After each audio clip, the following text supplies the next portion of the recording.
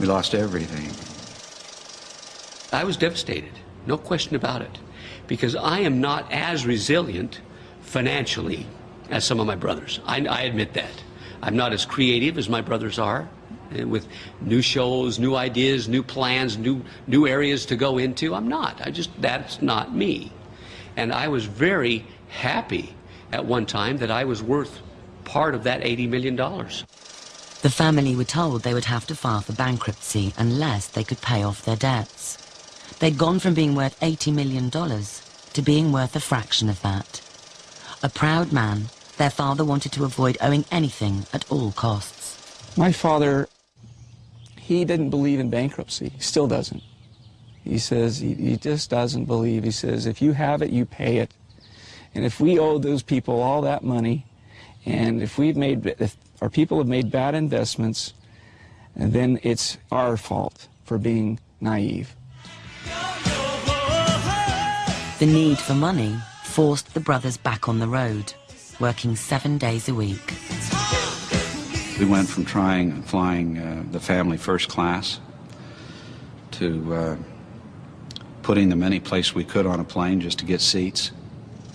I saw them on the phone 24/7, crying, wondering, questioning, how could this possibly happen?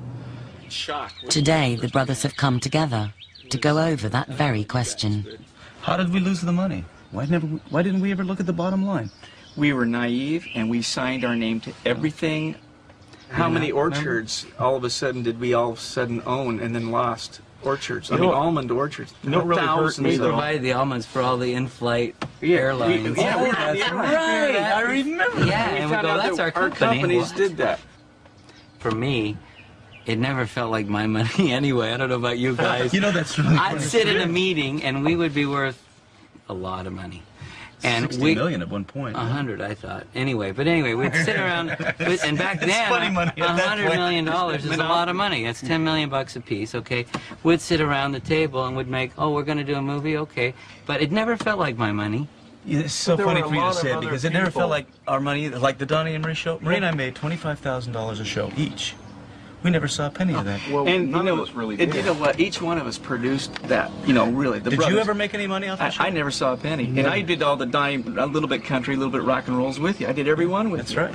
And None of us got paid. But you know, in Don't you remember? hindsight, though, guys, I know. so many people walked over the top of us. Sure. And a lot of people got rich off of us. I know. And we ended up sucking gutter water. 20 years on, the brothers have recovered financially, but have been plagued with illness. Their websites discuss how their faith saved them, and Wayne talks about the moment he was diagnosed with cancer. That's a real hard thing to go through, is cancer. And for some reason, when it's in your brain, which I had brain cancer, it really affects you, because it affects you mentally, you know, how you react and everything. And it took me a long time to come back, so to speak. But they think that I had cancer when I was a little boy. For some reason, it just took a lot of years for it to get to the point where it was a big enough mass where I was starting to fall down. Wayne had life-saving surgery 8 years ago. Surgeons removed a tumor 1 inch round and 2 inches long. You can see my hair doesn't grow very well there anymore because of all the radiation. I had to have I had the maximum amount of radiation you can have. You know, I can't ever have any more because it's at the max. But it killed all the cancer. But the man upstairs is the one that really saved my life. Yeah, I mean, it wasn't my time to go yet. I don't think any of us die until it's our time. I believe in providence. I really do. Good morning. God bless you. How's your mother doing? She's doing really good. We checked on her today. We get nearly daily reports from Tina Salmon. Oh, do you? Yes. Oh, good. Yes, I'm a convert to the church. You are? Yes, thank God for your testimony and your brother's testimony, Donnie.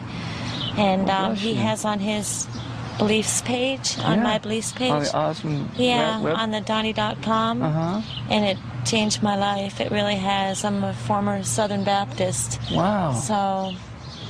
Well, bless you. I Here need a am. hug for that one. Thank you. Thank you so much. How for all cool. the nice There is something that drives the Osmonds. It's that one person that came to see you. What kind of a difference did you make in their life at that moment? There's a lady out there today. I'm signing the autograph, and she said, Merrill, because of your voice, I did not take my life. And when someone says that to me, that's an eternal relationship. That's going way beyond what happens here on this earth to me. And how many more out there have felt that same way possibly? That's what drives me. That's what drives me. Over 1 million people a month visit the Osmonds website. And for $27.99, troubled visitors can talk to Merrill for 8 minutes. 90% of the calls are all based on, I want to take my life, Merrill. And the only thing that keeps them from doing it is when they've read my story and they wanted to hear my mind. If I can help give advice to them that might help them get past their stuff, I'll do that every time. I love it.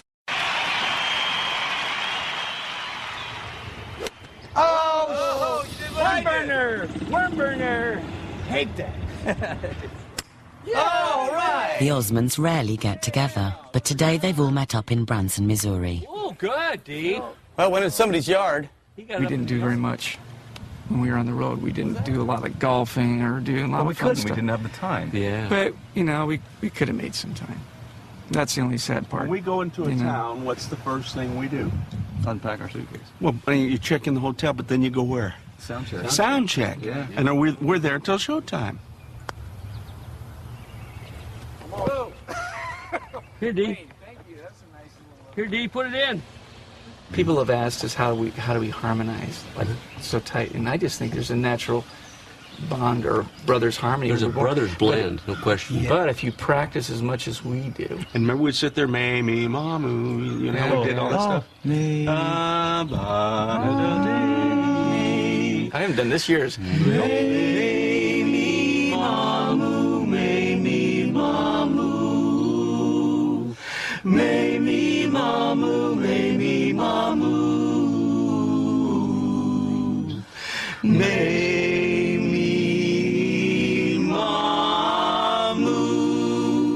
I can't believe we did that. You know how long year. it's been since we've done that? Does? It makes you listen. Yeah, that's true. You were taskmaster. Oh, you man. drove me nuts, and you know it. You were the youngest, and you were always out of line. Hey, I was 6 years old. 6 years Give old. me a break. What is a 6-year-old supposed to do? Yeah. What was my job?